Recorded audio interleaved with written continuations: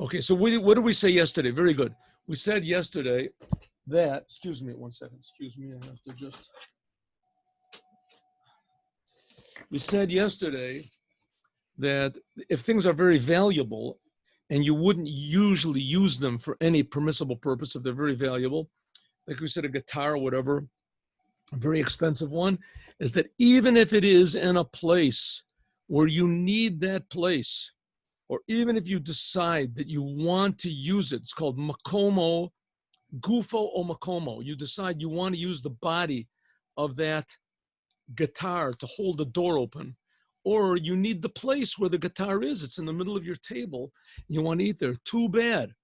If it is really valuable and you usually would never use it for anything except for a purpose that's forbidden on Shabbat, namely playing the guitar, you cannot move it with your hands.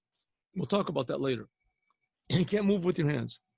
Cain, similarly, sakin, a knife, shel shchita, v'shel mila, or a knife for circumcision, v'izmel shel sofrim, or a knife, maybe it's like an awl of the sofrim, and they make holes in Sefer Torah so they can sew them together. Sakin shel sofrim, the knife of a sofer. What do they need it for? They fix up the kolmus. They fix up the pen. Keven shemakpidim shelo lishtamesh b'hem. Since you have these things, this shchita knife or these other knives, since these knives are you're careful about not using them for any other purpose, even if it's a permissible purpose on Shabbos. You want to use the shchita knife in order to cut some meat with it. You want to use the sofer's knife, the scribe's knife that he usually makes to make the pen, and you want to use it in order to cut cheese with it or cook something. Nevertheless, it is forbidden to move them with your hands. Even for the body of the knife or for the place where that knife is.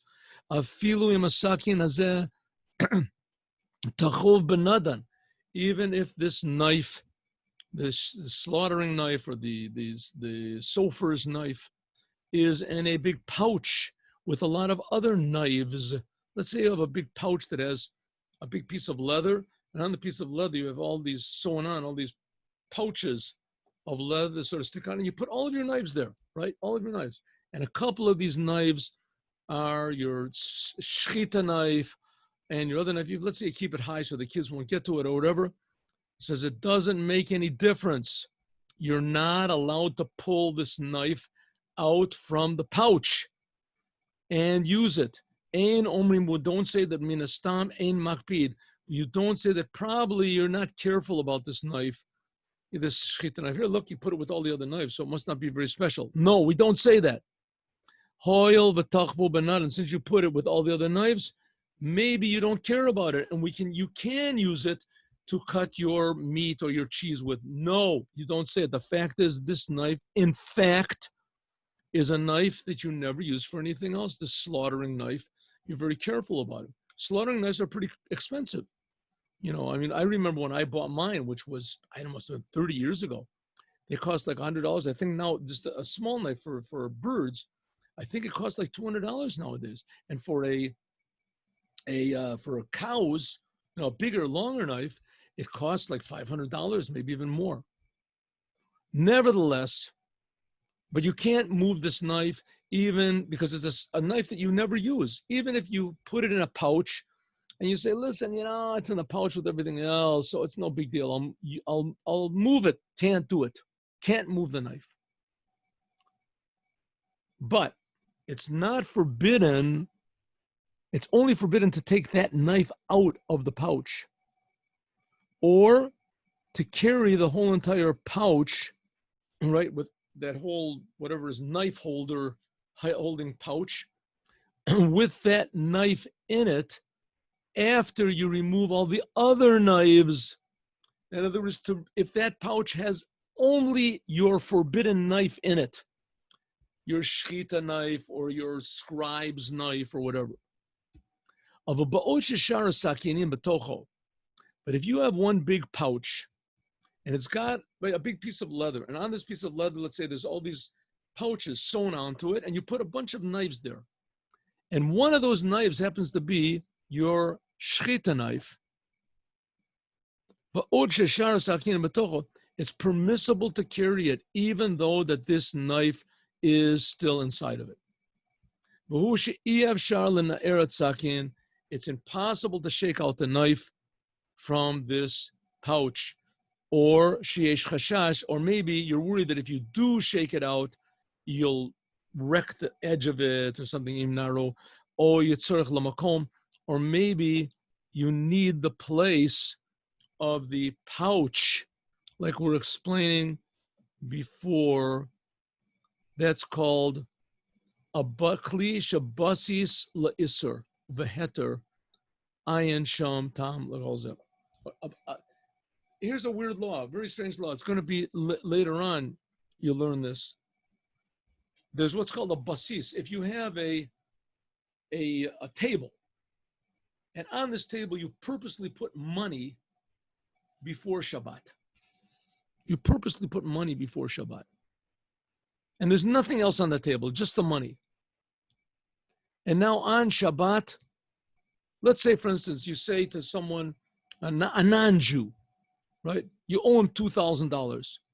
You say, listen, I'm putting the money on a table that's in my vestibule. Come and take it out. Take the money. But you put the money on there. There's nothing else on the table, just the money on the table. In the middle of Shabbos, in the nighttime, the non-Jew knocks on your door.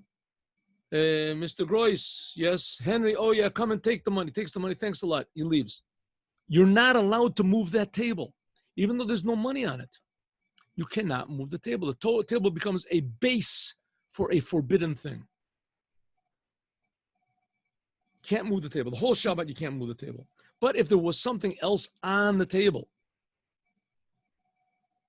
you had the money on the table, and you also had on the table, let's say, a book. A book. A book is a valuable thing. You can't use money. You can't pray from money. You pray from a siddur, from a religious book. You put the religious book. Now that table becomes a base for something permissible and something forbidden. You're allowed to carry it even on Shabbat. Even on Shabbat, even if the money is still there. How much more so if the money is taken off? You can carry it.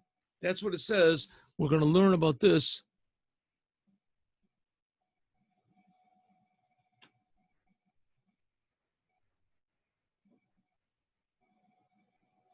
Okay, so if you can shake, let's go back to the law again.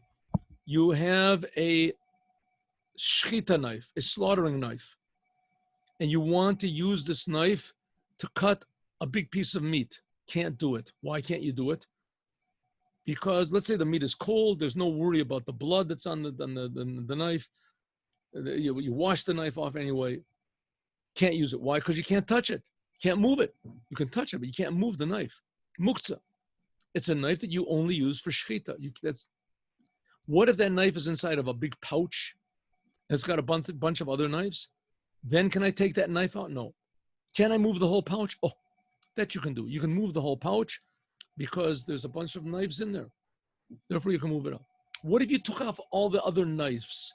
There was only this knife in the pouch, right? Can you move the pouch now? No, can't move the pouch. Can't move the pouch. Can't do it. If there are other knives in there, you can move the pouch, but you should try to shake the knife out of the pouch before you move it. That's the best thing. Shake the knife out of the pouch before you use it. It's permissible to move the pouch, but it's best if you shake the knife out of the pouch so that the knife is not there at all.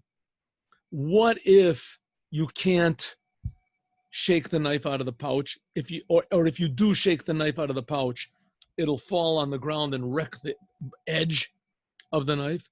Or let's say if you shake the knife out of the pouch, it won't serve your purpose. You'll shake the knife out and the knife will fall on the place where that pouch is. You need that place. Let's say someone left that pouch of knives on the dinner table. You want to remove it. So you can remove it. Try to shake the knife out. If shaking the knife out of the pouch does not serve your purpose, it'll still have this big knife in the middle of your table. Then you can move the whole thing with the pouch as well.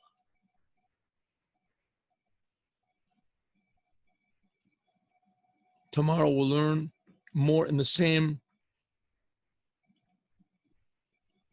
on the same subject, moving things that are totally muktzah. How is it permissible? When is it permissible? We'll see. Now let's learn a little